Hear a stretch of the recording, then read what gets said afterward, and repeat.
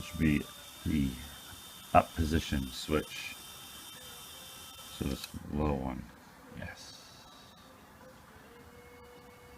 And then I want to back down, reverse, off the contact, then they're spinning backwards, and then they're on the way down, so the cylinder goes that way, clicking that switch off. And then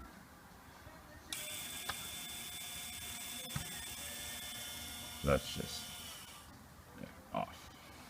So there's my setup. Pretty impressed. Pretty awesome, actually. I guess the last thing will be to confirm that these actually are high enough. I'm maxed on my height. I'm also maxed down there as low as I can go. 90 the diodes, everything. So if this doesn't work, I'm gonna have to look at some other smaller style limit switches. There's an electronic store I asked to check out. They said something about some button style ones, which I don't know what they look like. I've never seen them. But I asked for what I believe this is a double pull, double throw switch. So that's what I want. Anyways, coming along pretty good. I should plug the other functions into this thing and see if I need to put a BEC in this, because I don't know yet. But the actuators were running on a Y before, plugged into one channel, and these are running off of one channel as well, both these motors. So I'm hoping that I'll be okay. I don't know, we'll see. I'll plug it up and I'll find out pretty quick here.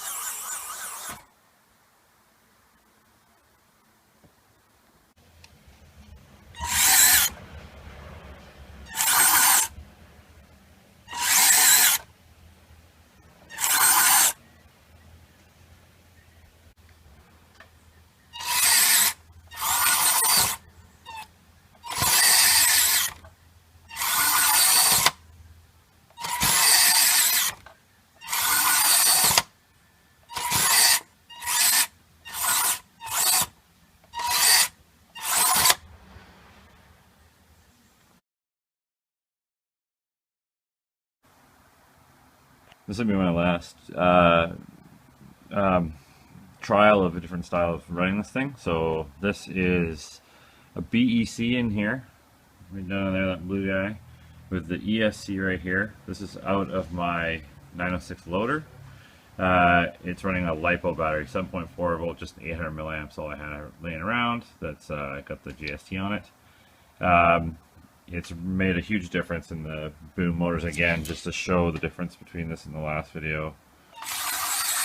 The speed is just night and day, and it does help with lifting loads. I'm running lighter material now. I'm not going to run heavy soil anymore. Maybe potting soil might be the heaviest thing I go, and that's got to be dry. I'm using bark mulch and just this oil absorbent material stuff.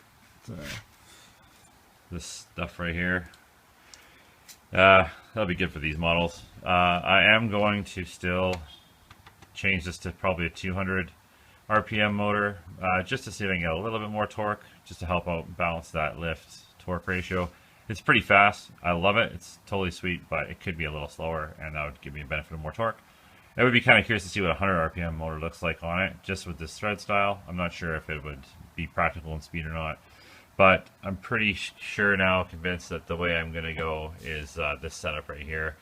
I am running a 7.4 volt into that receiver, which still, again, some people have commented and told me that it's not an issue, so I'm going to go with that.